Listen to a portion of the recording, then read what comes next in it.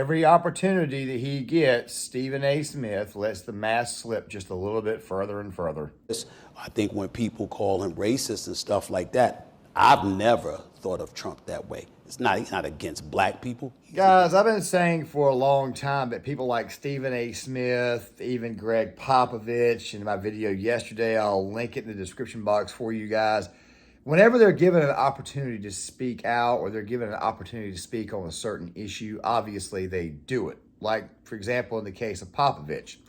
I talked about this yesterday and how it was that after practice, he decided he wanted to get on his high horse and do the whole morality thing of, well, we got to talk about gun control. We got to talk about how Republicans are a bunch of cowards. Basically, anytime the microphone is on Popovich, that's what he does.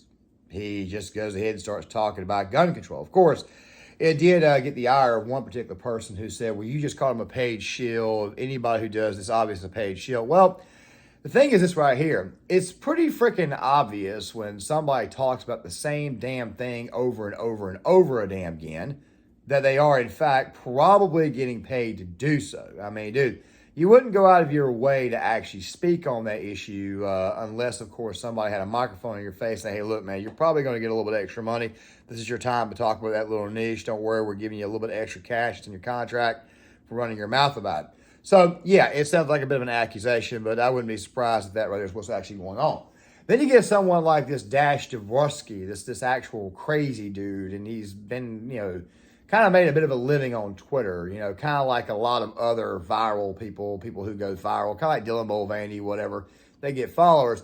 And then, of course, you get someone like Stephen A. Smith. By the way, Dash Dabrowski is actually a failed child actor. I'll be leaving this video right here in the description box from Nuance Bro. He did an actual honest-to-God deep dive on him. I would advise you guys to please check that out because what was uncovered is actually shocking and even funny, but I'll leave that in the description box. So with Stephen A. Smith, it's a little bit different. Stephen A. right now is kind of sort of the main face of ESPN. I've done several videos on him talking about how it was that in reality, Stephen A. was probably not as liberal as he says he is.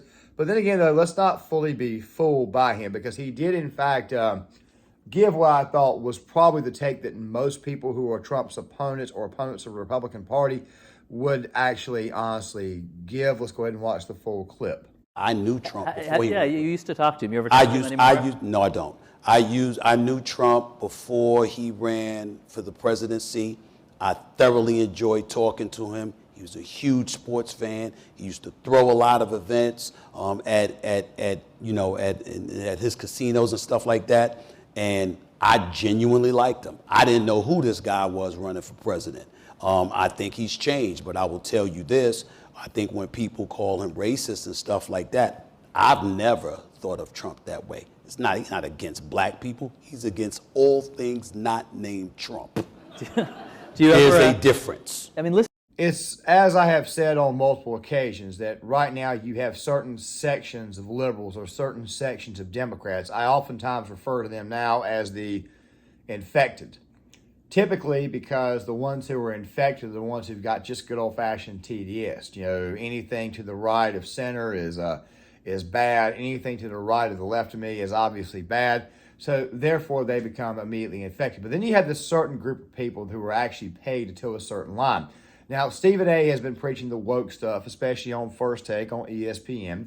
I think that Max Kellerman was probably the worst because Max Kellerman brought up race in every single sentence all the time. And it felt to me like maybe he might have been teeing Stephen A. Smith up the entire time to mention something even crazier. But yet Stephen A. sometimes would even come off as the person who's a little bit more rational. Still at the same exact time, though, Stephen A. definitely carried the woke line. He carried the woke revolutionary line. And you're seeing more and more every day that Stephen A. Smith is not exactly the woke revolutionary that these people think they are. Okay, so Trump, according to him, is not racist. Never really and truly has been racist. But he did say he felt that Trump was against everything that was not Trump. Let's see. First Step Act, getting a lot of black men who have been jailed for a long time, getting them out of prison, basically pardoning a lot. What else did Trump do? Oh, yeah, that's right. Black approval rating. Excuse me, not black approval rating, but black jobs numbers. Yeah, he got that there up. Also something else, too, getting border security done, which, by the way, border security is very important because Little do black people know this, but the more Hispanics you import across, the less opportunities it is for African Americans or blacks to even get a job. Also, it keeps their wages down. So Donald Trump, for the most part, was actually helping black people out. By the way, do I need to bring up pictures with him and Sharpton, pictures with him and Muhammad Ali? By the way, Muhammad Ali, very interesting story. You know, I used to think that Ali was just a good old-fashioned common draft dodger, but then I got to actually look further beyond his boxing career and found out that he actually campaigned for Orrin Hatch, and he became much, much more conservative later on in life. That still does not give him a pass in my eyes for him being a draft dodger, while other white boys and black boys and Hispanic boys and Asian boys are sitting there in the line with him, ready to go fight in Vietnam. Of course, he used his money, his power, and his influence to get out of that service. But still, at the same time, though, I have kind of evolved a little bit. Now, I'll probably even do a project at some point in time, seeing how I'm looking to do more projects on this channel. But still, the thing is this right here.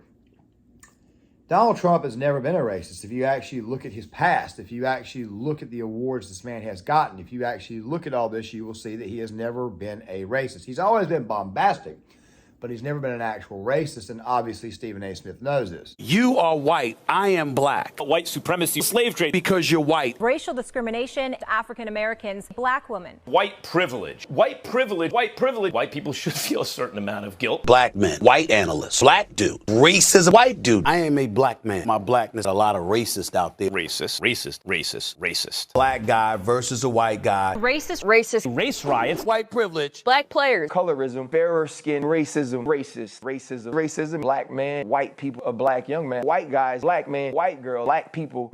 We don't know, but we do know this. Since you do want to bring it up, we do know this, that when it comes to MVP voting, 80% of the voters are white American. 20% are other. The next day. I want to correct something here from yesterday's show. When Kendrick Perkins said 80% of NBA voters for the MVP award are white.